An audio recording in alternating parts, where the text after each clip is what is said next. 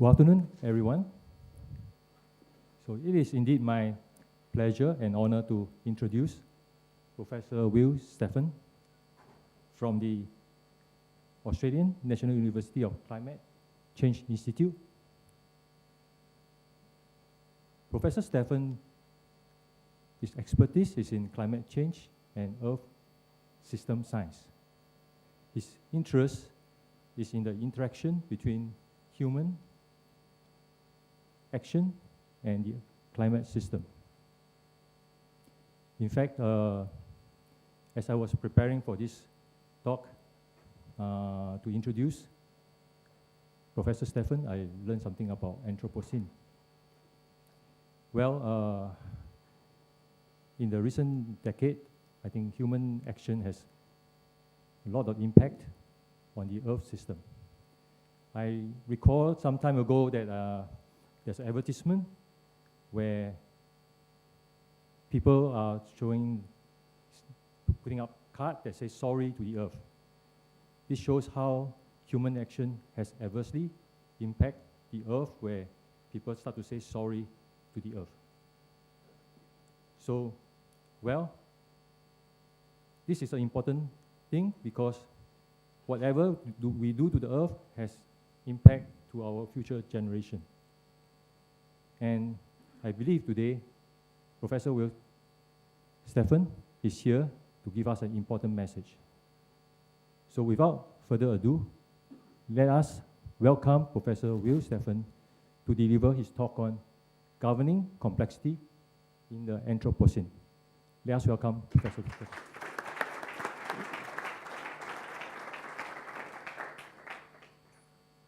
Right, thanks very much, and thanks to all of you for sticking around right to the end. I'm not going to talk so much about complexity itself as some of the previous speakers have done. They've given you some excellent insights from various aspects of systems that show behavior in terms of complex systems. What I want to talk about is how we as a human society try to deal with this in matters that hit the governance sectors. And I'll focus this a lot on the climate change issue, although when I talk to governments in Australia and elsewhere, I focus on climate change. As a scientist, I focus on the Earth system. Climate is part of that, but it's only one part.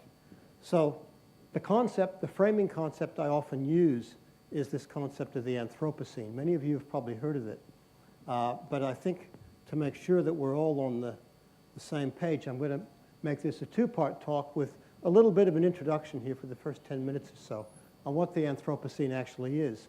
And second of all, then the bulk of the talk will be on the governance challenge. What does it mean that we are moving into a new geological epoch, one that has characteristics that humans have never experienced since we've evolved on the planet? And that presents some really important governance challenges. So let's start then with the concept of the Anthropocene. That word has two parts, and it conjures up two things. The first part, the anthropo part, actually refers to us. It refers to humans and all the various things that humans do to make our way on the planet, to make our living on the planet. The last part of the term, the scene, tells you that it's a geological sounding or geological type term. Things like Pleistocene and Eocene and Miocene. Those are terms that geologists use to describe periods in Earth history. And they do that because it's actually useful for their work. Now, I just want to preface this by saying there's a big debate now in the geological community because those of us who are not in it, but are in areas that study the Earth in different ways, have used this term so much now that we're actually forcing the geologists to think about formalizing it, which is raising all sorts of interesting questions in their community. One of the arguments is that they have to prove that it's actually a term that is useful. And I respond to that saying, useful for whom? It's already useful for a very large array of researchers who are not geologists. So are periods of Earth history only the province of geologists? Or have we moved truly into a new epoch that even sort of leaves the geologists behind a little bit? Well, let's go a little bit further into what we mean by the Anthropocene. And to do that, we do have to start with some science. This graph here is an ice core record from Antarctica. And it goes back nearly 500,000 years in time, 420,000 years before present. It's got three lines on it. The red line is the one I'll focus on. That's a proxy for temperature, and it's a pretty good average for what was happening in terms of the global temperature, although it's amplified at the poles. We take this into account. But the important point to note is there's a very rhythmic pattern here, which is characteristic of a complex system. In fact, it's classic behavior of a complex system where you have two states. You have a warm state here, here, here, and here. They're very short compared to the much longer cold states or ice ages in between. Now you see a couple other things that are characteristic of a complex system. A regularity, of course, in the phasing of the transition between a warm period and an ice age. And you also see limits. In other words, it looks like a limit cycle in terms of the ice ages always stop at the same lower temperature, and the warm periods always stop very close to the same upper temperature. Furthermore, you see that this complex system also has a very tight linkage between gas concentrations in the atmosphere. There's carbon dioxide in blue, methane in green, and temperature. It acts as a complex system with feedbacks in it. Now, for our purposes, when we start talking about governance, this is the world that we humans have evolved in. This is the world that we know. Hominids have been around for 2 or 3 million years, we think, but fully modern humans arose sometime around 200, 250,000 years ago in Africa. And since that time, we have expanded in our geographic coverage and, of course, in our activity, as we heard in the last lecture. But the interesting thing is, for most of this period, up until this time here, we were hunter-gatherer societies only, no matter where we were. We didn't have much in the way of technology or very much in the way of complex societal organization. Now notice that this last warm period here is longer than the previous 3 warm periods. And that's one of the hypotheses we have, is this long warm period has allowed us to develop agriculture and then develop more complex societies and so on. Now the geologists call this warm period here, which we're now about 12,000 years into, they call this the Holocene. So the debate now is whether we are leaving this period of the Holocene, or this epoch, and going into the new epoch. We can look at more detail if we take this last period of about 100,000 years, when the Earth was just into the last ice age and then came out. We can look at that in more detail, and we go up to the other pole. This is a Greenland ice core that goes back 100,000 years with a lot more detail. You see that humanity suffered a very bumpy ride during the last ice age, at least in the North Atlantic region where this was most pronounced. Tremendously sharp swings in temperature and then relaxation, sometimes up to 6 or 8 degrees Celsius in that North Atlantic region in a few decades. This is an enormous swing. It was muted elsewhere in the world, but the signal was there. But notice how when we came out of the last ice age, the last glacial maximum was around 20,000 years ago. We came up here, and then we have this relatively stable period of climate, at least in temperature. You had one excursion here about 8,000 or so years ago, with a blip, again a colder blip, but since then we've hit sort of a planetary sweet spot in terms of how humanity can develop. So agriculture did not appear until we came out of the last ice age, and since that time we developed civilizations in Africa, Asia, and of course the ones then that appeared later, the Greek, Roman, and so on in Europe. So this Holocene is the only geological epoch that we know for sure that humanity can develop complex civilizations in. Now, we can't say for sure we can't in other environmental or planetary states, but we don't know that for sure because this is the only one we've actually been able to do it in. So the question now is, we are leaving the world of the Holocene, or so that's what many of us are maintaining, and this is the world that we have come to know and love and thrive in. Now, the interesting thing is that this concept of the Anthropocene, of moving out of the Holocene into a new geological epoch, has spread actually quite rapidly outside of the scientific community. And you start to see it in popular publications. The first was the French, and the French being the French, they had to use sort of a culinary theme in describing how humanity was dealing with the planet. And then it came time for the Americans, and the Americans being the Americans, had to be bigger and better of everything. So you see a bit of culture, you see culture coming through in how people interpret the Anthropocene. So the French are a bit worried that we're eating away at the planet, whereas the US, a lot of Americans sort of think, the good Anthropocene, this is great, we're in charge now, let's forget about nature, we can just rebuild things and keep going. And then, of course, you know that you've really made it in the outside world when the economists come into the picture. And so the economists then, about June last year after a meeting in London where the geologists got involved, sort of announce to the world, welcome to the Anthropocene. So it's a concept that is being used, reinterpreted, spread around the planet. But there's some worrying signs of what the Anthropocene might mean. I'll show you some images just from the last 2 years from Australia. And those are images of extreme climatic events, which some people are now starting to say with some confidence are outside the norms of the Holocene, even though Australia has arguably the most variable natural climate on the planet. We're starting to see things we haven't seen before. Now, is this something we should expect as the climate shifts out of the Holocene? Well, possibly yes. And there's a big debate about that. We try to actually be much more systematic, and so what we try to do as climate scientists is to go back in the more recent past, and when you're looking at geological epochs, the most recent past takes you back to the world of Sander and Co., the back of the Roman Empire, back here 200 AD, when we can try to understand what the temperature might have been doing during the last 2,000 years. Now, there are a lot of different proxies. These are color-coded. Those are the scientific papers. They use tree rings. They use boreholes. They use sediments in lakes to look at what the pollen might have been like and so on. So you can see a lot of variability in this record. You can see a rise through here. That's the so-called medieval warm period. And then you see a sharp decline. That's the Little Ice Age, which was very pronounced in Western Europe. If you go back to art museums in Western Europe, you can really see a much colder period depicted in the paintings of that time. But this red line here is the instrumental record since the mid to late 1800s, and we had reliable enough thermometers in enough places we could estimate global average temperature. And you see it's actually different from what went before it. The rate of change, we estimate, is greater than anything in the past. And now the higher temperature, this was 2000, 2010 is actually up in here somewhere, is outside even the error bars on the proxy records, just arising out of it over the last 2,000 years.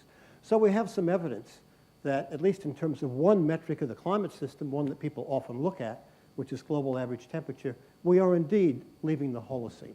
Now, if you go back in time, it's much harder to estimate what the Holocene temperature was, but the so-called mid-Holocene optimum, which some people call it, about 6,000 to 7,000 years before present, was probably up in here. It was close to where we are now. So there's a debate as to whether we're really outside the Holocene or not. But if we move away from climate, we clearly are. And we can look at other aspects of the Earth system. We can look at the structure of the biosphere. Now, here's an example of the structure of the biosphere. This is the marine ecosystem, the cod fishery off Newfoundland in the North Atlantic. We had records of the catch year by year from 1850. You can see it was crawling up with interannual variability. But then you see an enormous spike after the Second World War up here. And I'm going to return to the post-World War II world because that's really a break point in how humanity has developed. And then you see a big crash, and then you see a little bit of a rise, a little bit of a recovery, and then you see a crash to virtually zero around 1990, 1992. Now, I marked 92. That's when the first institutional governance response occurred. Now, this reinforces what Brian Arthur just said, is that the institutional governance response comes late, typically. So even though we had an enormous crash, already down here we're below the long-term average, but still we did put no regulations whatsoever in, maybe hoping the problem would go away. And then after the complete crash, the regulations came in. All right, so now we're moving at least that ecosystem outside of its Holocene norm. We can look at land ecosystems, and we're terrestrial creatures, so we spend much more of our time on land than we do out in the sea. And you can see we've remade entire landscapes. We've cleaned up this river and made it nice and smooth, and we've made everything in neat rows as far as the eye can see. And this has happened in quite a few areas around the planet. That's the landscape scale. We can go right down to the genetic scale, and we're even improving the breakfast food that you might have. So, in fact, from genes to landscapes, we're making over planet Earth. Again, this is outside the Holocene. These sort of genetic materials did not occur in the Holocene. These sort of landscapes did not occur in the Holocene. So we use the term global change rather than climate change to describe this. And again, we can try to systematize what global change really looks like in the Anthropocene. We can look at the big element cycles. This is the nitrogen cycle. This is pre-industrial. That's post-industrial. Now, you don't have to go through that system in great detail. All you need to know is that there's one whacking gray arrow which drives the system. And that's the fixation of nitrogen, unreactive nitrogen from the atmosphere by leguminous plants. All right, that's done naturally. And then it cycles all the way through the system. Now, this even greater arrow here is what humans are doing. That is industrial fixation of nitrogen by the Haber-Bosch process after the Industrial Revolution in the late 1800s. Now that's allowed an explosion of the human population. We would be nowhere near 7 billion without this branch of the nitrogen cycle, which provides fertilizer to support agriculture around the world. Okay, so we have remade the nitrogen cycle, and then it has knock-on effects all the way through the nitrogen cycle. More nitrous oxide in the atmosphere, more eutrophication of lakes, dead zones in the ocean, and so on, which are at least partly attributable to more reactive nitrogen in the Earth's system. Again, way outside the bounds of the Holocene. We can look at the hydrological cycle. These red dots are where large dams have been built around the world to co-opt fresh water for human use. Primarily 70% for agriculture, some for industry, some for personal use. But if you look at here, all the large rivers in the world, even here in Australia, the driest continent on the planet outside of Antarctica, have been dammed apart from a few big ones in Siberia. Those are the only ones that are flowing free to the ocean. Again, way outside the bounds of the Holocene. I mentioned landscapes. Well, these areas that are colored in here are areas where cultivated systems dominate those landscapes. Now, obviously, we need to feed 7 billion people. So you see that the really fertile lands in eastern US, Western Europe, into Ukraine and so on, India and China, have really already been used. The areas where you don't see much, of course, are too dry, here, here, or too cold, here, here. Although agriculture is already moving up here as the climate warms. Again, this is way outside the Anthropocene envelope of grasslands or savannas, which is what most of these have been converted into for cropping and some cropping grazing systems. And then, of course, we look at the climate. Some of the things we see here are now massive storms. This is Cyclone Yasi coming in on the east coast of Australia. That storm system is about approaching the size of half the size of the entire continent. So it's a big system. And, of course, we have the iconic surface air temperature map. This goes out to 2011. And again, you see a lot of interannual variability, but since the mid-20th century, the trend is really clear. It's warming, and it's warming at a rapid rate. So all of these are pieces of evidence that we're out of the Holocene now. We're into something new and something different, something that's largely been driven by human activities, and something that's putting us into terra incognita, a type of global environment we haven't experienced. So we tried to systemize this in terms of the human enterprise, what's driving this, and in terms of the global implications. So what we tried to do here, this was work carried out really about a decade ago and published in 2004, was to take the same time frame, 1750, so we picked up just before the Industrial Revolution, out to the year 2000. And whatever parameter we have here, we did it in linear, not logarithmic. So you really see the effect of these changes. So this is what we call the human enterprise, some basics. Here's population, here's economic activity, foreign direct investment. So you see things rising. You see some things didn't really exist much before 1950. Particularly true in terms of communication down here, where you see motor vehicles, telephones, and here you see international tourism. We used McDonald's restaurants. You might be amused by that. That was actually a very good indicator for globalization, as good as we could find. And then, of course, the resource use, fertilizers, I mentioned, water, damming of rivers, and so on. But look at the year 1950. 1950 was a breakpoint in how the human enterprise developed. Where we already had activity like population, the slope increased. But in many of these things we take for granted in our lifetimes, they really didn't exist much, like foreign direct investment or international tourism or motor vehicles or McDonald's and so on. Now, I could give you a lecture, probably Sandra or others could give you a more professional lecture on why things changed socioeconomically after the Second World War. But it had to do with breaking down of old institutions which were holding things back, the movement of an enormous amount of science and technologists into the civil economy after the war effort, and they were better able to put these blocks together that Brian was telling us about, and connectivity, networks, in terms of moving finance, moving ideas, moving people, moving material. But when you add all that up, you get a very interesting picture. Now, this little very simple image I like from National Geographic, it uses this iPad identity, which a lot of people complain about. It's very simple. But at the global aggregate, it's not bad. It means the impact on the Earth system is equal to the population aggregated by affluence and technology. And this is not to be purely multiplied. It's just that you aggregate them in some way. If I was mathematically more rigorous, I would have said it's a function of blah, blah, blah. The public doesn't understand that symbolism very well. Anyway, So what National Geographic has done is said, all right, let's make a three-sided figure, a box, and let's have each axis represent one of those. So population is this orangey thing coming out, technology, which they use the indicator, number of patents, and then you have affluence, which is economic, GDP. And if you see the box, it's filled with stuff like airplanes and refrigerators and cars and so on. Now, this little tiny wedge you can barely see in here, that's 1900, okay? So that's a bit over 100 years ago, a little over a century ago. Now, the next 50 years, 1950, is this little wedge, okay? Now, the rest of it is 1950 to 2010, 2011. It's what we call the Great Acceleration, an enormous explosion of human activity. And this is really what's driving the Anthropocene. There's still good evidence that in 1950 we hadn't left the Anthropocene envelope, but we certainly did afterwards.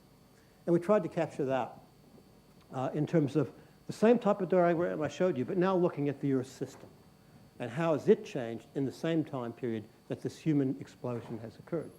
And so you see here the three famous greenhouse gases, that's CO2, nitrous oxide, methane. You see how they've risen. This is ozone depletion, stratospheric ozone depletion from CFCs. There's the Northern Hemisphere temperature record. The number of large or great floods is increasing.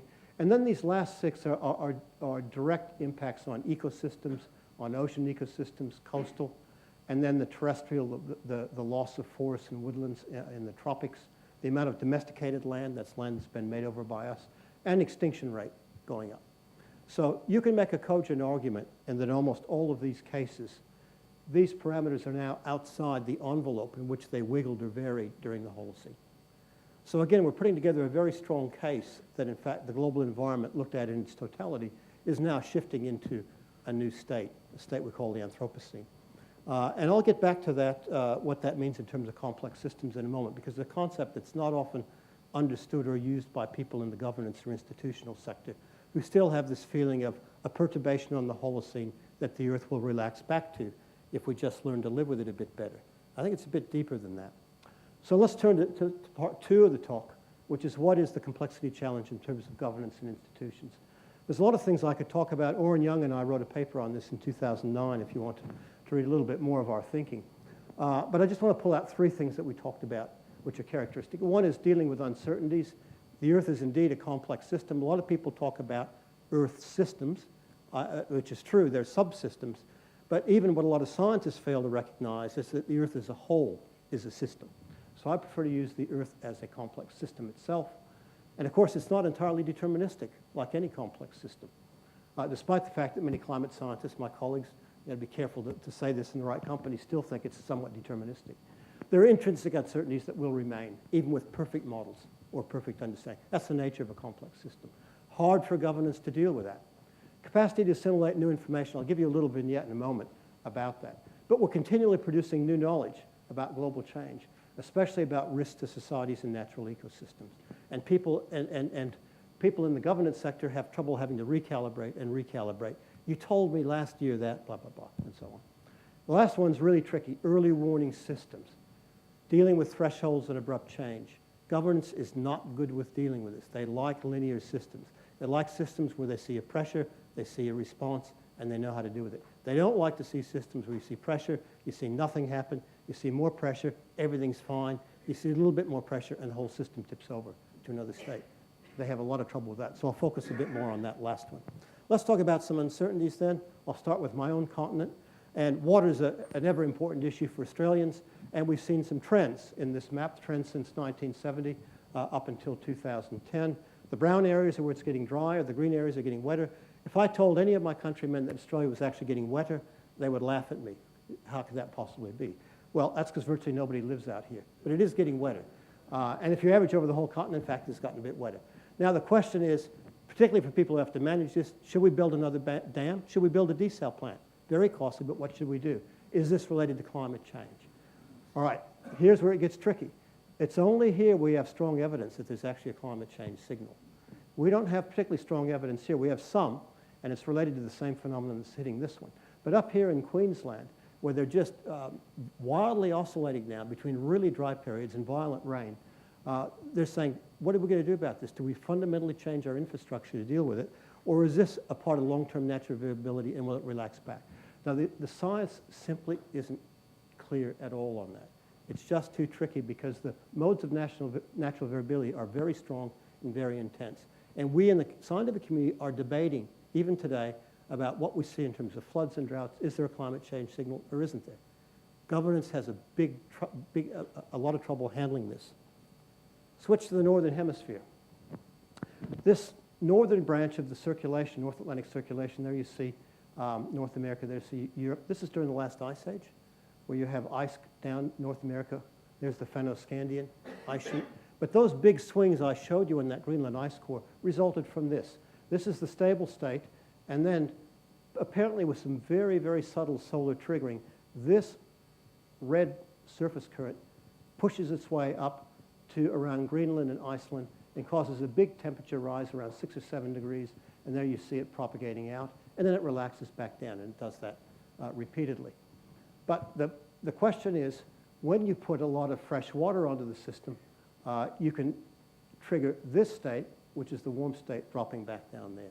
And that's the concern in Northern Europe, is we start to melt Greenland, shove fresh water onto the North Atlantic, we will cause that circulation to retreat southwards and put an ice box around Northern Europe while the rest of the planet warms. That's a very tricky issue. And the question that I got asked when I was working in Stockholm was, how likely is this? Could this occur in the next 50, 100 years? The answer is probably not, but it's certainly not zero probability. Again, something that policymakers have difficulty handling with. That's the climate system. It gets even worse when you talk about biological systems. Here's an estimate of what's happening to biological diversity. So here we have the distant past, fossil record, recent past, and the future. This logarithmic scale is extinction rate. It's extinction rate of mammal species, and you can see the rate here, estimated somewhere between 0.1 and 1. For every 1,000 mammal species, one would go extinct every millennium. That's basically what that scale is. That's a natural rate of species going extinct. Right now, we're 100 times over that, not due to climate, but mainly due to land use change, hunting, other human pressures. We're expected to go another 10 to 100 times over that this century due to continuing pressure on landscapes as we have more people, they need to eat, and as climate starts to shift ever more. Now, why is this really important? Well, ethically it's important, but it's also practically important, because when you look at this concept of ecosystem services, the goods and services we derive from ecosystems around the world, you can look at all this very nice categorization by the Millennium Ecosystem Assessment, but look what sits underneath it. That is the underpinning for the ecosystem services on which we depend. Now here science is really weak. We simply don't know how much biodiversity or ecological complexity, which is a better term, how much ecological complexity can you lose, of what types, before you really start affecting the provision of these services, which you can read over here. They have direct implications for our own well-being. A big lack of knowledge. So how do you advise a policymaker who says, all right, well, we can convert this and do that, and the conservation groups say, wait a minute, you're going to lose biodiversity. Well, you've got to be able to tell a convincing story that actually matters, that you lose biodiversity. And we can't do that yet. Vast uncertainty. There's uncertainty on the human side of the Earth system. Here's the Millennium Ecosystem Assessment storylines or scenarios. We don't know how we're going to develop as a society. And that's clear from the previous presentations, that there's an internal dynamic that is hard to predict. Few of us could predict. Well, I was born just at the start of the Great Acceleration. I could have never predicted where we are now in 2012. But here are some different types of societies: global orchestration, order from strength. Just from the title, you can sort of picture what those societies look like. And there are two more here you can see there: adapting, mosaic, technogarden, or a mix of these. Depending on which way we go, will have a big impact on how the Earth system as a whole goes, because we're an intricate part of the Earth system. And there's big uncertainty around that too. So dealing with that when you're trying to make decisions is really difficult. Second point is assimilating new knowledge. There's a nice little story I'd like to tell you here. This is what's called the famous burning embers diagram. It was a brainchild of John Schellenhuber from the Potsdam Institute. And John put this in the third assessment report, not the fourth, the third assessment report, 2001, of the IPCC, Reasons for Concern that the Climate is Shifting. And so you can read what this says: risk to unique ecosystems, extreme weather, distribution. In other words, are the impacts going to be mainly on the poor countries or the wealthy countries, and so on. And then these risks of very large-scale discontinuities, and I'll talk about those in a moment. But the red means much higher risk, and the white means low or no risk, and that's a temperature scale as we go up. Now, the 0 is a little bit confusing because the 0 is where they were at. It's actually the 1961 to 1990 average, the 1990 average. Now, we'd already risen 0.6 of a degree by that point. So this is the pre-industrial. That's why the minus 0.6 is there. This is pre-industrial. This is where we're at late 20th century. We're up about here now, and that's the projections of where we could go. Now, policymakers looked at that, and we had a lot of discussions amongst policy people and the climate community, and came up with the so-called 2-degree guardrail, which is you're going to cop some impacts, but you can avoid the worst of it. So we put that 2-degree guardrail in. Now that 2-degree guardrail is this 0.6 plus 1.4. That's why you get to this, that position. Now that means you're going to lose some ecosystems, have some impacts. You're going to have some more extreme weather, but you have a very, very low probability you'll trigger these big discontinuities I'll talk about. That got widely accepted in the EU and then globally signed up to. Our government in Australia signed up to it. This is the target that governments want to meet. They want to limit the temperature rise to no more than 2 degrees. So here we go, 2009 now.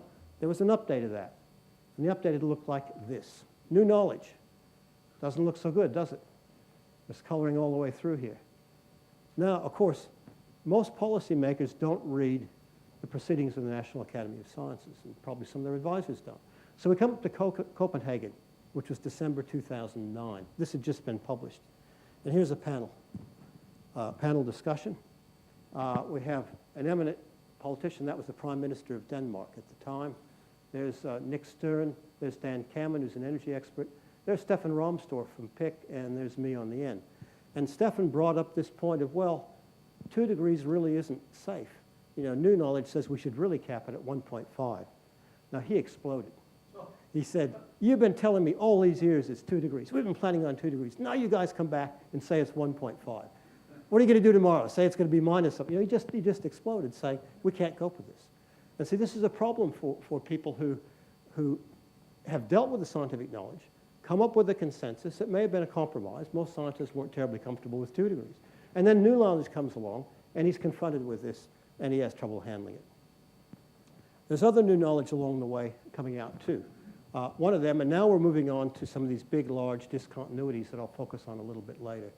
You can probably see the outline there. That's the Greenland ice sheet. And there's concern that if we lose a portion of that or all of that, we'll have a big hit for sea level rise. We'll be talking about meters of sea level rise, obviously important for Singapore and countries like that. So we look at this map, and these are some measurements of where we're losing ice in terms of mass. That's the reddy orange. And where we're gaining ice, which is the blue. It's snowing more. And we're getting 2 types of measurements that's estimating what's going on. One is called satellite altimetry. That's this one, which measures very subtle changes in the altitude around the Earth. So we can see that it's gaining altitude here, losing there. The second one, I think, is even more cunning, and that's a gravimetric measurement. It's called GRACE satellites. And those satellites can measure very subtle changes in the Earth's gravitational field on a regional basis. So they can tell how the gravitational field of this ice mass is changing. And it's changing toward losing mass. And so these measurements are consistent. If we go from 1990 out to 2008 or 9, you see that the curve, if you look at a curve through there, it's going sharply downwards. So that's losing ice at the rate of about 200 cubic kilometers per year at the moment. It's now making a significant contribution to sea level rise. But the question is, can that get to sort of a runaway effect? We cross the threshold, and you're basically committed to losing the whole thing. The question then becomes, how fast could that happen? We have no good answer to that. Other new knowledge is becoming interesting to assimilate. This is knowledge that just came in the last year or two. This, if you see this little inset, that's Antarctica. This is East Antarctica. This was thought to be the most stable of any of the large ice sheets. This, in fact, is the Australian territory, and here I was down there last month to, actually just down here, this is the Casey station. What these are flights by an aircraft fanning out like this. And they're using lasers to look down through the ice, which is a couple kilometers thick, to see where the ground actually is, or to see where the rock bed actually is. Now, the problem here is East Antarctica was thought to be grounded, the ice grounded on land above sea level. We find now, as we go in from Casey, which is just here, all these light colors are below sea level. So there's a fair bit of ice that's actually grounded below sea level, just like the West Antarctic ice sheet. So if this is replicated, we have a serious problem in that we have a lot more ice that's vulnerable than we thought before. So this is new knowledge which is yet to be assimilated into the policy arena, into the governance arena, but is really going to be tricky to handle. And that really brings me to the theme then of this early warning systems and this idea that some of the subsystems of the Earth system, many of them, are not linear by any sense. They show complex system behavior in their own right in terms of having thresholds and abrupt changes to a new state. Now again, John Schellenhuber and colleagues have done a nice job of trying to summarize what some of these are. You can read them. They basically have to do with ice. So here you see ice here, and they have to do with land change, methane outbursts from permafrost, Amazon, Sahara, and you have to do with atmospheric change here, Indian monsoon transformation, ENSO triggering, and so on. So they tried to make an estimate of where the most vulnerable of those were, and you can see a sample of 5 of them here, and the warming level that it might take to trigger them. Now this is starting to get to things that policy people would read. You see, here's the 2-degree guardrail. Well, there's a risk we could actually lose the Greenland ice sheet. It may take a long time, but we could lose it at 2 degrees. The Indian summer monsoon is interesting because 1 billion people depend on the regularity of that for food. We've known it can flip in 1 year to a very dry situation leading to starvation. But we don't know for sure what triggers those. We've seen it in the record of the past. So again, this makes decision makers exceptionally nervous, but it's something that we simply have too many uncertainties around. And here you have 3 to 4 degrees. This is the Gulf Stream I was talking about earlier, Amazon rainforest, maybe the West Antarctic ice sheet. And you see the impacts. Again, this is what the policy people are really concerned about. And the problem I think we face is that there is a tacit assumption, even in the climate research community, even in the expert community, that basically what this system is going to do is if we get our emissions under control, which is the top bit, we'll cap temperature at 2 degrees. If we don't, it'll go up to 5 or 6 or 7. But even if you look beyond 2100, all the scenarios that I've seen assume a long, steady relaxation into a Holocene state. In other words, this is a perturbation, albeit a really big perturbation, into a new temporary state back to the Holocene. But the problem is all of those none of those models are actually complex. They can't generate complex systems behavior. They're deterministic models, the big GCMs. And so because they're parameterized for the Holocene as the base state, they eventually come back to that when things work through the system.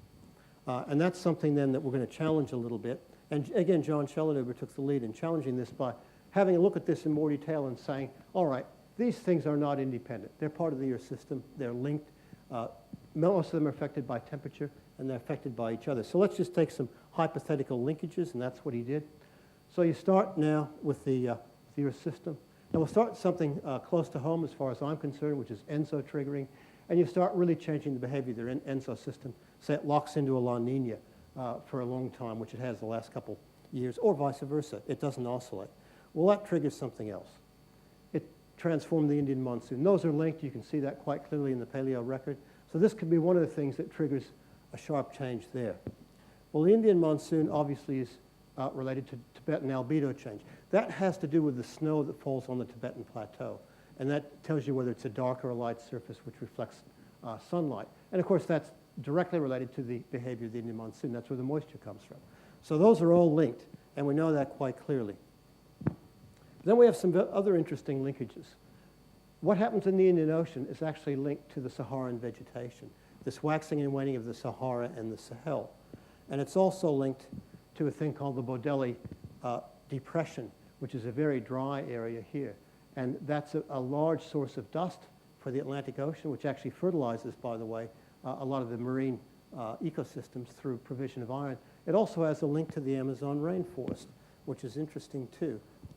It does, ironically, provide some phosphorus to the Amazon rainforest through these big dust storms that come across in the right amounts. But too much dust storm and it starts smothering the Amazon rainforest and causes dieback. So you have a very complex relationship between what happens in the Sahara and what happens in the Amazon. And then we can look at the other direction, because ENSO operates all across the Pacific Ocean. And so you see an arrow coming in here. It changes the marine pump, carbon pump. That's the upwelling off Peru. And it also affects rainfall in the Amazon. So here you have a complex series of subsystems which could actually trigger each other and act together to sort of shift things around the planet. Now we can do one other thought experiment. It's a little bit shorter. Let's start with the ice. So we can start with the instability of the West Antarctic ice sheet and Greenland. They're both around 2, 3, 4 degrees. So let's say we lose both of those or much of those. Well, we know for sure we're going to affect the circulation around there. The Southern Ocean upwelling, and we're going to affect the North Atlantic, so we put the North Atlantic in there. Now, if you change deep water formation and upwelling here, there's absolutely no doubt that the circulation is going to be changed right down the Atlantic Ocean. Of course, that's part of the conveyor belt. That's going to then, via linkage here, I've got the other one, sorry. It's going to destabilize some hydrates up here, release some methane, and then it's going to change the ocean circulation, the Indian Ocean, which will change the monsoon, and of course, that triggers the rest of the lot. Now, you look at this and say, wow, is that just fanciful thinking? Well, in fact, no. If you think about it in terms of a complex system, all it's saying is that if you push the Earth system far enough, these things will act in concert to shift into a new state. And that's really what we're talking about here. This is trying to give you some of the detail and some of the sequencing of how this might actually happen. So now let's go back then again to my original idea of the Earth as a complex system and the idea of the Anthropocene. So this is going back much deeper in time. You don't need to go back all the way to 60 million years ago, only to see that this is temperature in each case, that the Earth has been much warmer. It's been on a long-term cooling trend. But the interesting thing here is the last 3 million years, the years of the hominids. This is the years that we've been on the planet. And it's this last little bit here. It's called the Quaternary cooling. Again, you see an oscillation between warm and cold periods, but look how different it is earlier. It's what the geologists call the 40,000 world. That's a 40,000-year periodicity. And look at the swings aren't so violent or not so large between warm periods and cold periods. But look at our period here. In fact, one hypothesis for the evolution of our big brain is that we've had to deal with a much more erratic and difficult climate than our hominid ancestors had to do. I don't know whether there's any truth in that, but some people maintain that might be part of the evolutionary driving force for a large brain. But anyway, there's a really interesting phenomenon here. Somewhere around here, the system flips between a 40K world and a 100K world, and it oscillates much more wildly between ice ages and warm periods. Now, if you go to some of Martin Scheffer's work on complex systems, you can get a hint at what might be happening here. That these 40 and 100,000 year periods are phased by the orbit of the Earth around the sun. So there's very subtle triggering of differences in solar insolation. But probably what's happening here is what we call phase locking, that the time it takes for those big northern ice sheets to wax and wane grows as they get bigger. So as they get bigger, they may reach a point where they lock in terms of their phase with 100,000 year rather than the 40,000 year solar forcing. And we get this phase locking that gets us into this pattern here. So this is again, looking at the Earth as a complex system. So here we are now, the last 60,000 years, just in here, and there you see the Holocene appearing. And there you see a long-term record of the Holocene, the last 12,000 years, with a contemporary warming of about 1 degree, which does appear in this reconstruction to be higher than anything else during the Holocene. So now again, we just very quickly return to this diagram I showed you earlier, where again, here you see that phase locking at about 100K.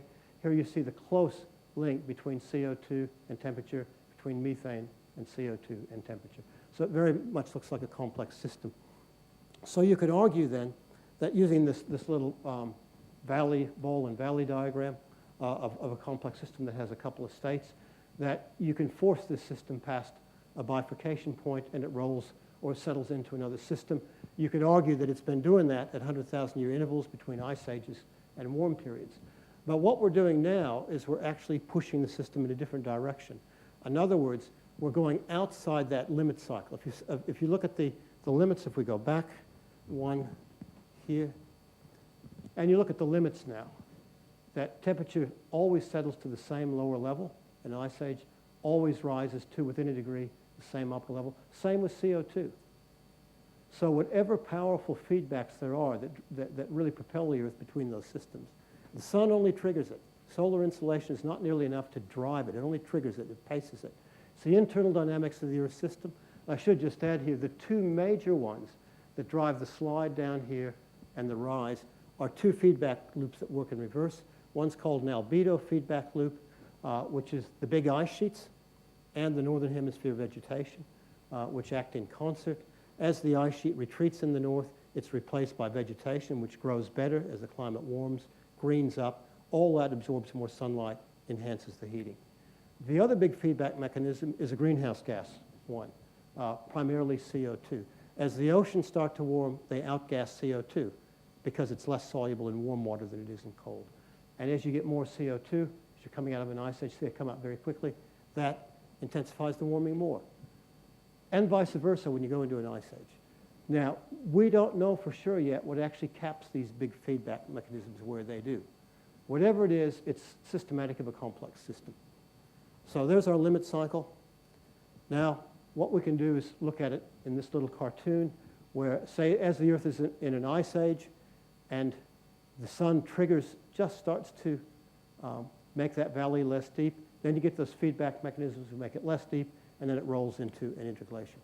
But we can also use that same analogy to look at the direction we're going now. And the way to look at it is this way, is that here's the CO2 I just showed you from 420,000 years ago to the present. Never goes above 300, never goes below 180. That's its limit cycle. This is the additional CO2. We're approaching 400 parts per million. And we've put that in basically most of it since 1950. 1950, we're only a bit above 300. So most of it's post-1950.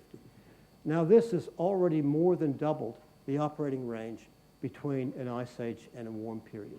So we've really broken the CO2 out of the limit cycle in a very big way. We know it's really important for the energy balance of the Earth. That's basic physics. So the concern is, what's that going to do to the planet, to the climate part? And this is a way you can visualize that by going back 1,000 years and looking at natural variability of northern hemisphere temperature. Here's where we are today. I sort of showed you that earlier. But that on the same time scale is what the IPCC projections are from additional 1.4 to 5.8 degrees Celsius. So you see now that the difference between, by the way, the difference between an ice age and a warm period is about 5 degrees in global average temperature. So the projections for 1 century, not a 5 or 10,000 year transition, which is the transition between an ice age and a warm period, but a 1 century transition may be as high as 4 or 5 degrees. And so we're committed to about this. My guess is if we go up here, it'll be very difficult for modern civilization to survive that. It's too much, too fast. Ecosystem services will collapse. We'll have all sorts of extreme events and so on. But from a complex systems point of view, this is really telling you something. We've already pushed the CO2 way outside of its limit cycle. We're starting to push temperature, which is a measure of the imbalance of the Earth's energy, surface energy system. We're starting to push that outside of the limit cycle. So there's another way of looking then at the Anthropocene, which is, let's look now this at the Holocene. The ice age is somewhere down below. And now this is the nascent Anthropocene. It sits up here. Some other state-of-the-Earth system that we could access. Hasn't been accessed for a long, long time, but it might be there. And now here's some pre-Anthropocene events. We did some early agriculture. We did fiddle around with the Earth system. Weakened the stability domain here a little bit. Now we have the great acceleration. We're just flattening this out and pushing it. And now we are starting to slide down into the Anthropocene as a new, perhaps long-term epoch in Earth history. So that's really the question we face.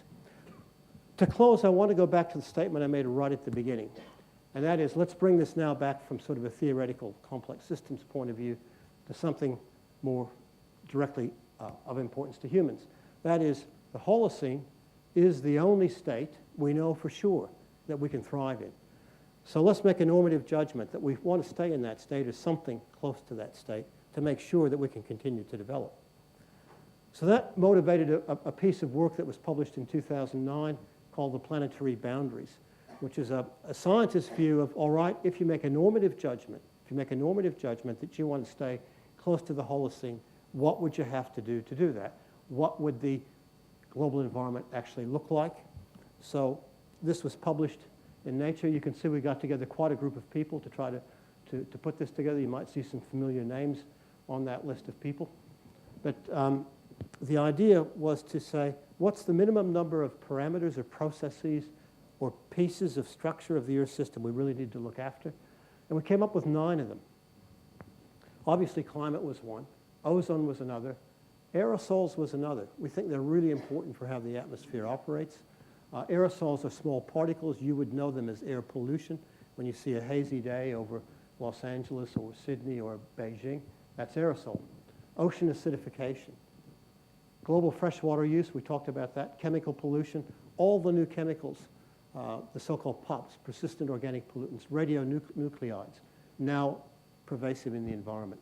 Land system change, rate of biodiversity loss, and the big nitrogen and phosphorus cycles. Now, we even tried to quantify those, and the quantification looks like that. So a couple of them we couldn't even guess. Chemical pollution and aerosols were too hard. But what we did is try to come up with hard numbers that might be of value to policy people, institutional people. Climate change, we actually opted for 350 parts per million. We're already at 390. So it tells you we're already over what we think is the limit to stay within the Holocene. Now, we tried to estimate our state of knowledge. Here we know a lot about the climate system. So knowledge is good, but there is debate on this boundary position. It should be 350, 450, 550, 500, whatever. The more fundamental one is changing the Earth's energy balance by no more than 1 watt per square meter. We think that's what we need to do to ensure we stay in the Holocene. You can see others, 20% reduction over the pre-industrial ocean state in terms of the saturation ratio for aragonite and so on. Now, the P and N cycles, we said 35 teragrams of nitrogen per year is the maximum we should fix and put into the system before we start changing that, and so on. So you can see with all of these. Now, the question is, all right, those are nice numbers, but what do they mean in terms of where we are vis-a-vis the boundaries? Well, we did that too. And there's, I think, a nice catchy diagram that we published in 2009, where this green circle is the safe operating space.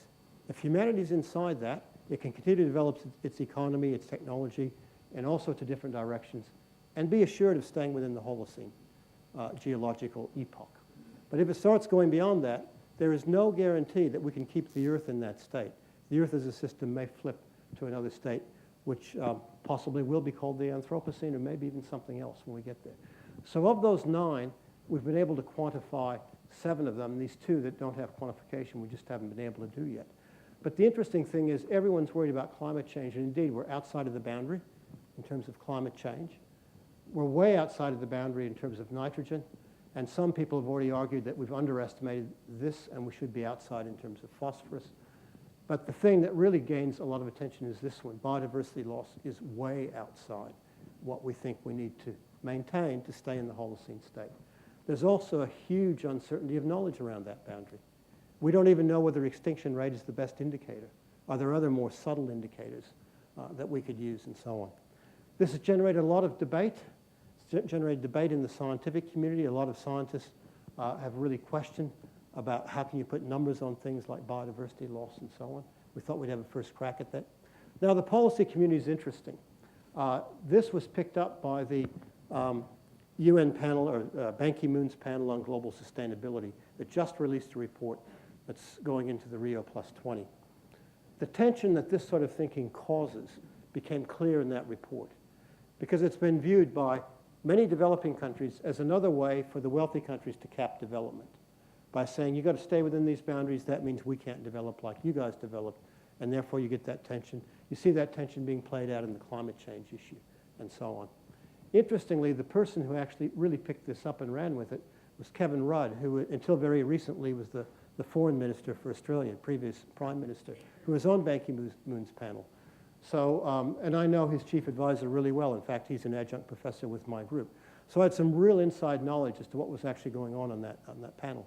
And it's interesting how, again, here's an example of how complex systems thinking really challenges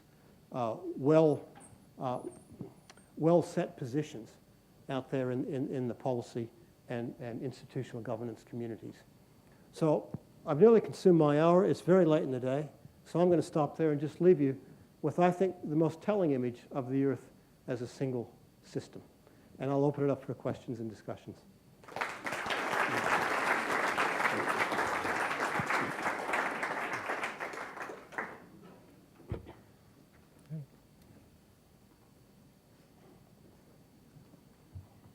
Great. Thanks a lot. I just like to get your comment on the whole concept of sort of geoengineering, which is sort of, you know, the quick technological fix to get us out of this, and what you have to say about that. Well, first of all the geoengineering approaches I've seen go nowhere near meeting the 9 planetary boundaries simultaneously. Let's give you an example. And the most commonly talked one is putting stratospheric aerosols up there to cool the climate. Now we know that can happen because whenever you get a big volcanic eruption, you get a dip in the temperature for a couple of years. The process is well known. However, what you don't know is how that's going to change rainfall patterns. Okay, we know that it does. There was some evidence that they changed after Pinatubo. So what that means is, however we do our agriculture, we'll have to shift dramatically. Also, you get less sunlight in for growing crops and so on. Another problem is you have to continuously put up those aerosols. They're rained out reasonably quickly. So you have to make sure you can ensure institutional governance stability globally for a long period of time. Because if you use that and you continually pump up CO2, you have a ticking time bomb. Because as soon as you release those aerosol cooling for some reason, whether it's a breakdown in institutional governance or you run out of rocket fuel or whatever happens, you've got a massive warming sitting there in the atmosphere. And then the other planetary boundaries, ocean acidification. You actually accelerate ocean acidification by taking the lid off fossil fuel combustion and saying, oh, we don't have to worry about fossil fuels because we can put aerosols up there. Well, you've just basically sentenced most marine ecosystems to an early demise. So that's the one that's most commonly talked about. Others are even more fanciful. The basic fundamental thing is, I don't think we know enough about how that complex system operates to fiddle with it at the planetary scale and think we'll get away with it, okay?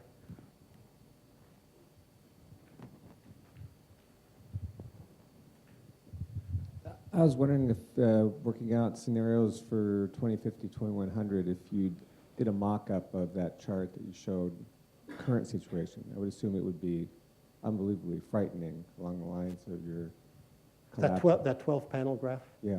Yeah, in some it would, in terms of temperature, gas concentration. Others were actually listed as percentages. I didn't go through those in detail. Like the percentage of fisheries fully exploited. Well, you can only hit 100.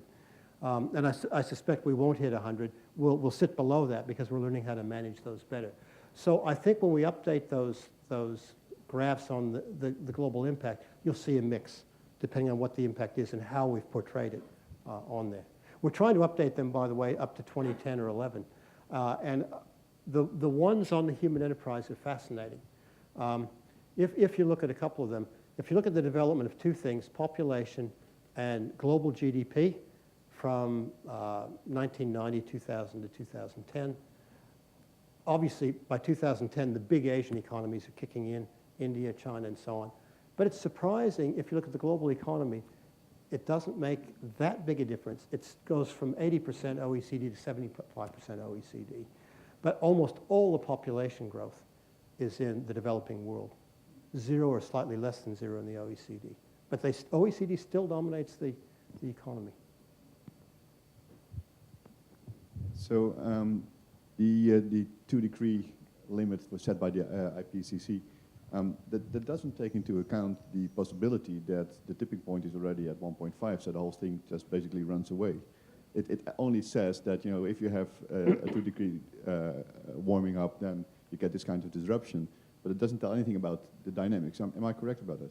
Yeah, you saw in that second of those burning embers diagrams that there was a non-zero risk that you would tip some of those big tipping points at 2 degrees. The only really thorough analysis I've seen that's been done by the Global Carbon Project, because they're worried about the big tipping points in the carbon cycle, that is the methane outburst from the permafrost, the dieback of Amazon rainforest. They think that they're not going to be tipped at 2 degrees. They were pretty secure there. We don't know about the ice sheets. There's still debate about Greenland, for example. So if you allow me a second question. Yeah, sure. So I come from Europe, and I hate winters. So I'm a bit afraid of this cooling down of Europe due to the stopping of the conveyor belt. But I mean, it happened before, right? In history, we know that the conveyor belt stopped a couple of times. But at those times, we were still within those boundaries, so to say. We were still within the oscillating boundaries. No, those flipped basically during the last ice age, not during the Holocene. Although there was a flicker, that 8,000-year cool period during the Holocene, early Holocene, was probably the last vestige of ice water being lost off Canada, and it caused a flicker of that. Right, but my point is this, that now we are off that scale completely, with much more CO2 in the atmosphere. So it could be that all of those processes basically come much faster than they went with the previous time that it happened. That can be bad news. That can be that we just have a new ice age within 10 years, just to exaggerate it. But it can also mean that when we get this fresh water going down because of the Greenland ice sheets melting and then the stopping of the conveyor belt and then the increase of ice coming from the north, that the albedo then increases so fast that we actually don't reach that point anymore. No, that dampening feedback doesn't occur to the extent that you said. When you look at the models, what it does is, for most of Europe, it blunts the warming trend. In a few places right next to the North Atlantic, it actually gets a bit cooler. Most of Europe is still not cooler than it was pre-industrial. It's still a bit warmer, but the warming definitely slows down, and over the ocean it's rather cooler. So you don't get a big change in the ice sheet. In fact, the Arctic becomes ice-free for other reasons. In fact, it's well on that track already. So you don't get that big feedback that you talked about. See, you've got two things happening. You've got the ocean circulation changing, which does affect its release of heat. But on the other hand, you've got other atmospheric processes that are warming. You're losing ice off Greenland. You're changing the albedo. It's warming. At the same time, the ocean current is dropping back. It's cooling. So when you look at those, and the only way you can do that is put it in a model and see what happens. What you do is you get, in the worst case, you get the temperature of Northern Europe dropping back to pre-industrial. Okay. In the best case, yeah. In the best case, the warming is only a degree or so compared to 3 or 4 in the rest of the planet. Okay. Yeah.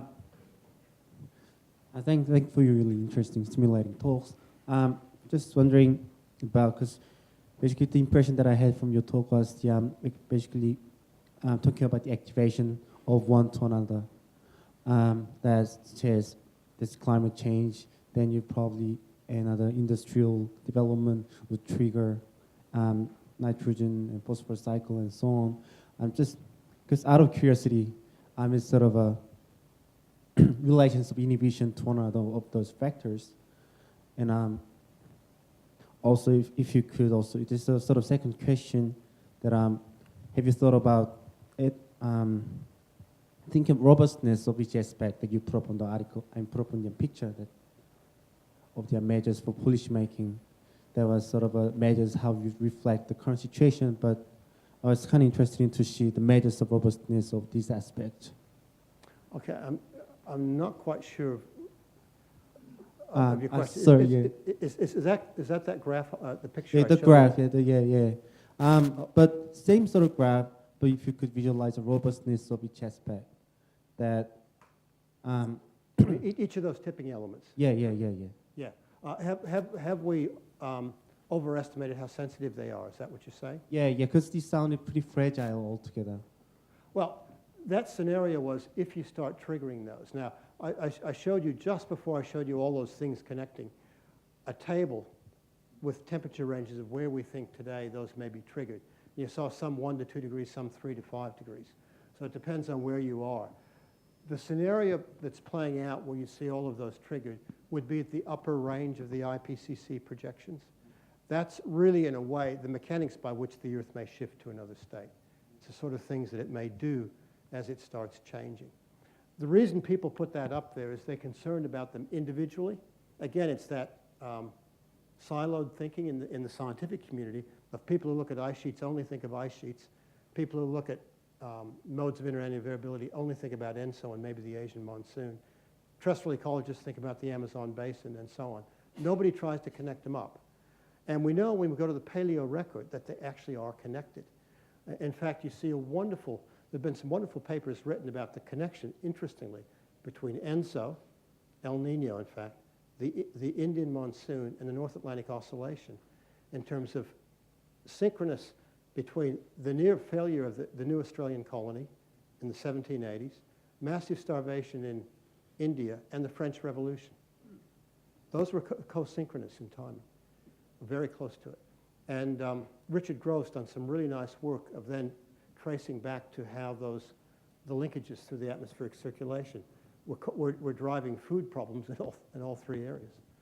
So there is some evidence in the past in the paleoscience about linkages, and there's evidence that it actually affects human affairs, or it has in the past.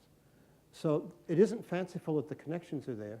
The big uncertainty is where those dominoes might start falling, and at what point they may stop falling if the connection isn't strong enough. And there we simply don't know. Between the tipping elements? Not that I'm aware of. I think that's something that John has talked about. I'll have to ask him whether he's published that or not. You can find evidence for pieces of those linkages in papers around, but it's a good point. I'll press him to see if he's actually got that in the literature. Thank you for the very nice talk. And you had a graph where there is the red curve, which is going very high, and then if we'll change the economy in such a way, then we will be stable back to the Blue. to the blue curve. Yeah. Whether there is any estimation when this curve, blue curve, will be very difficult to achieve already. I mean, this dynamic will be already, let's say, highly unpredictable. I mean, that probably will be very difficult for us to get back to the. Is this the curve? Is this the curve you're talking about? Yeah, exactly. Okay. I mean, whether there is any estimation when the blue curve will Okay. never go back. I sort of skated over this too quickly. This top smaller panel are actually emissions. So it's measured in gigatons or billion tons of CO2. And the first bit here is actually what's been observed. So if you look at the time, we're at about 2012. So we're just at this bifurcation point. So basically the curve is saying we got basically two different futures we can move toward. Effective climate action would basically at a global scale during this decade would flatten out that curve and then come down towards zero at 2100. And if you actually take the area under that curve, it comes out to be about 1,000 gigatons of CO2, a trillion tons. Now, that was predicated on having a reasonable chance of meeting the 2-degree guardrail. It's a really nice paper that I encourage you to get by Multi-Mineshausen and colleagues from PIC, 2009 in Nature. So what they said is, with effective policy, this is perhaps what we can do in terms of transforming energy systems and so on, and cap total global emissions at 1,000 gigatons. Now, that was from the year 2000, and we're in 2012. By 2010, we had consumed over 30% of that budget. So we're going too fast, okay? Now, if we could keep our budget within that 1,000 gigatons, this is the temperature probability curve. So this blue corresponds to that blue. So if we can manage to do this, we have a good chance, 3/4 chance, that we'll keep the temperature under the 2-degree. Okay, here's where we are now. We're up in here, approaching 1.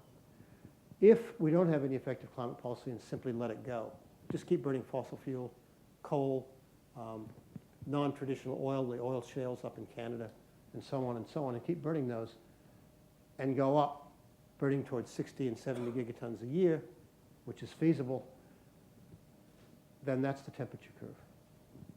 Okay.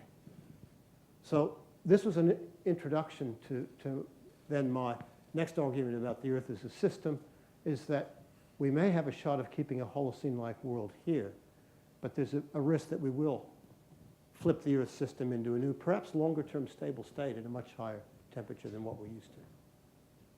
Yeah, the question was whether it will be stable state, or is it possible to estimate it?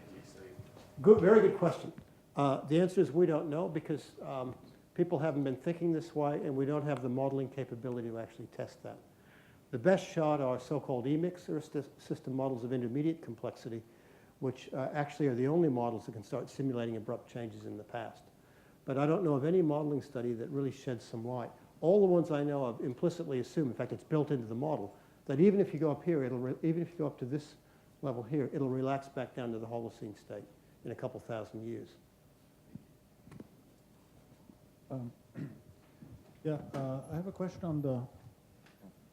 on the Holocene temperature record. Why is it so unusually stable compared to the 100,000 years before? I mean, it looks like the Earth system somehow found some very tightly constrained feedback mechanisms that kept it there. And during that time, a lot of people have actually argued there was significant anthropogenic change. I mean, besides fossil fuels in the recent era, there was a lot of land use change previously, and a lot of people have argued that was actually a massive transformation for the past 4,000 years already. But there's no signal in the temperature record. So there's some, is there any work on what exactly those feedbacks were? I mean, what's the dominant feedback that kept it there? I don't think anybody knows that for sure, but the interesting thing is, I should have shown you the Dome C ice core record, which actually goes back earlier than 400,000 years. About 600,000 years ago, we see a similar warm period. Now, if you look at that, no, I went the wrong way.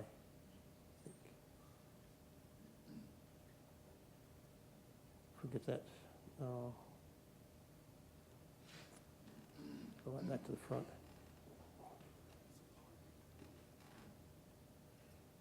Yeah. If you look at this, it's longer and slightly cooler than those three. And if you go back to 600,000 years ago, you get one that looks like this. And the answer is in the Earth's orbit around the sun, that it's an elliptical orbit, and these occur when in the ellipse, it's closer to the sun. So it takes about 100,000 years to go around the sun. About every 4 or 5 of these orbits, the orbit's a bit more circular. So the Earth spends more time closer to the sun, but it never gets that quite so close. So it's cooler by a degree or so, but it's longer.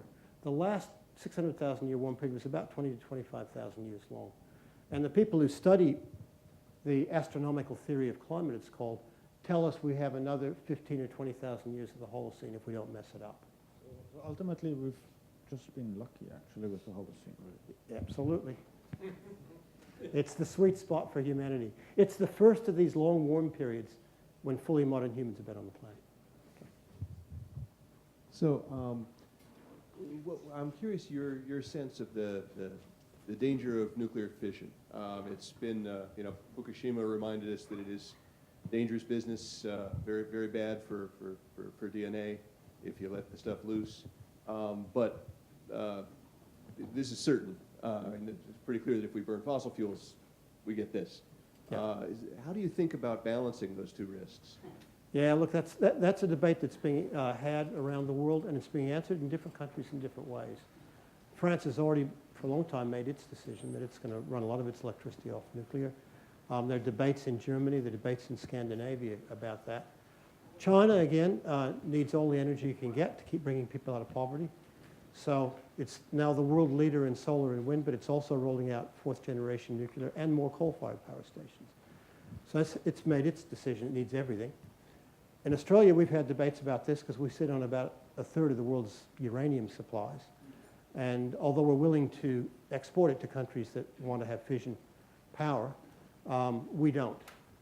For a lot of the arguments you made, we don't. Now, there's arguments now because we're so coal intensive, well, wouldn't it be a good thing? But I think our arguments now are moving toward wind and solar rather than the nuclear option.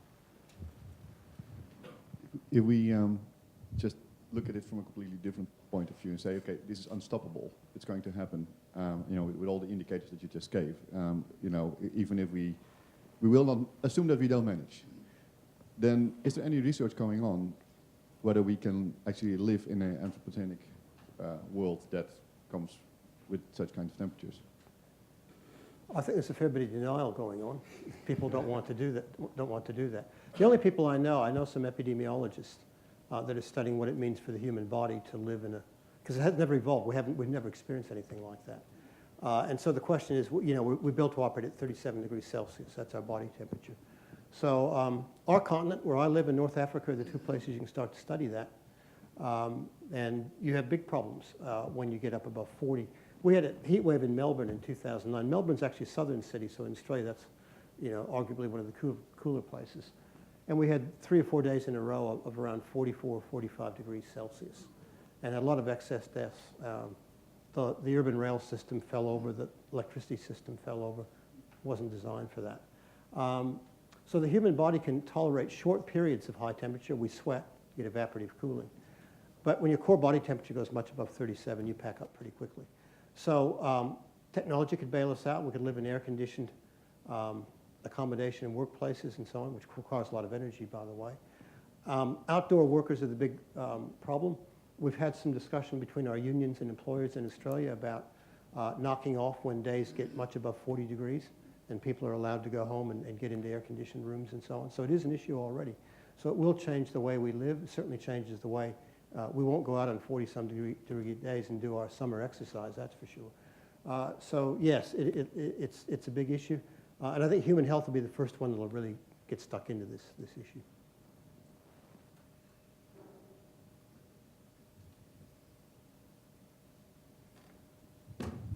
So I have a super easy question. You showed us a picture about the subsurface level ice on East Antarctica. Yeah. How do I know which part of Antarctica is east? Ah, okay. They define that as you radiate out from Antarctica. In fact, the Antarctic land claims are built on pie wedges or pizza slices starting from Antarctica, going out toward various longitudes, okay? So basically the Australian territory, if you go out from that pie, encompasses Australia and so on. So then you start using the standard longitudes of what's east and what's west of the zero longitude that goes through Greenwich, okay? So basically, think of it this way. Where we are now is called the East or the Far East. It's the part of the world where I live in too. And that's basically, East Antarctica is the Australian Antarctic territory. We just think of it normally that way. That's how it's done. It's done in wedges coming out from the pole itself.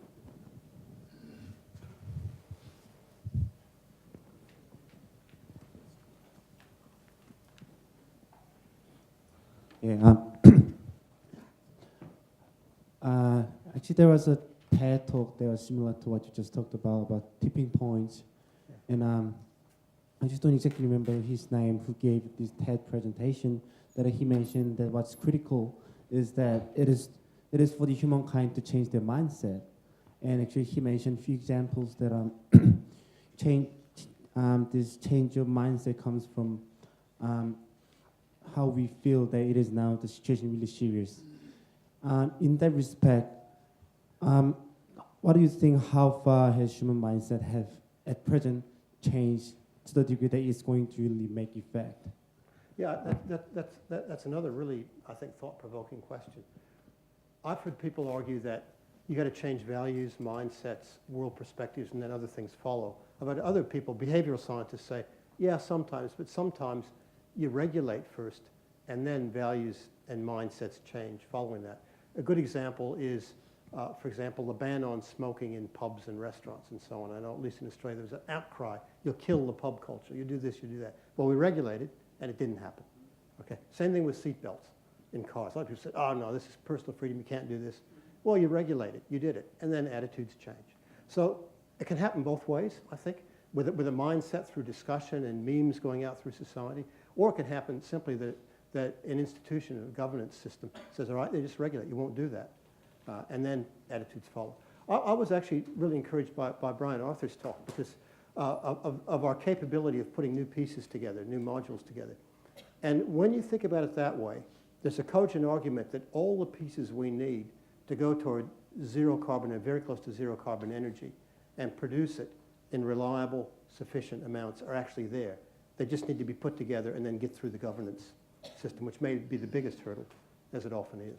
So sometimes I'm pretty optimistic that, and we've done this quickly, as Brian and I both said, the world we're living in now was vastly different than the world we were living in as children. And a lot of that, it's pretty hard to predict. But we at least know what direction we've got to go in now. How we actually do that, well, the cleverness and ingenuity may come to the fore. But I think the pieces are there to be put together. Building on that, in the U.S., the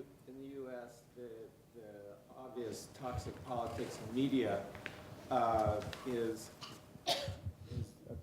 keeping any action from occurring. And some recent neuroscience and behavioral science indicated that when you give somebody who has a frame of reference opposed to the action, even though they presented better evidence, it will drive them further into their bias. So assuming the Republican Party locks in, as it has, to denying science, how do you see a country like that getting out of it? Oh, geez, I don't know. have to ask people who know U.S. politics better than I know U.S. politics. We have a similar thing in Australia, and I really haven't been a student yet of how these big transformations occur in society, but there seems to be evidence in the past that there have been big opposition, and they really slow things down and stop things for a while. Eventually, it just becomes overwhelming and things change. I think it's going to be a lot of bottom-up stuff that changes. Like you go around Australia, and we have a big denial community. We got right-wing media and right-wing politicians who try to model themselves after the Tea Party. They're amateurs when it comes to the Tea Party. But anyway, what you see in Australia now is a lot of on-the-ground action, anywhere from a really emission-intensive industry like silicon smelters, which are worse than aluminium smelters. But the guy who runs our biggest smelter out in Western Australia is really keen on knocking his energy usage down as fast, recycling stuff. An amazing story. You know, we've whacked on a carbon price now. He isn't even worried because he already meets the emission reductions he has to do. And he doesn't care about the right-wing politics. He says, I'm actually making money because I'm saving energy and all this stuff. So I can say all the science I want. People won't listen to it. He goes and talks to his mate in the aluminium smelter and says, hey, listen, stop all this stupid opposition. You can make money doing this. You know, that's how things are going to start changing. We have the last question, please. This is less a question than a comment on that last point. It's pretty clear that the evidence shows that if you want to overcome that kind of deep-rooted opposition, you don't present people with evidence on the problem. You present them with evidence on the solution, which I think is exactly what you were just saying. The science community is never going to convince anybody who isn't already convinced. It's just going to provide ammunition when you're talking about political battles. What you can do is provide evidence for this is a way out of the problem that science has proven is taking place. Yeah, I'll just make a final comment. It's absolutely right. I'm on a thing called the Climate Commission in Australia, which is a group of 6 people who go around the country engaging people in the cities in regional Australia. 2 of us are scientists, but the rest are not. And we're in our 2nd year, and we've been gathering these vignettes or stories of people who are changing and why they're changing. And that's a big part of how we communicate. Not me talking about science and so on, but hey, look what this farmer's doing. He's storing carbon. He managed the drought better. He was able to keep more sheep on the land. And then he goes and talks to his neighbors and so on. So you're absolutely right. I think that's the way to go. Okay. So let us thank Professor Steffen for his wonderful talk. And I would like to present this token of appreciation to Professor. Thank you very much. Thank you.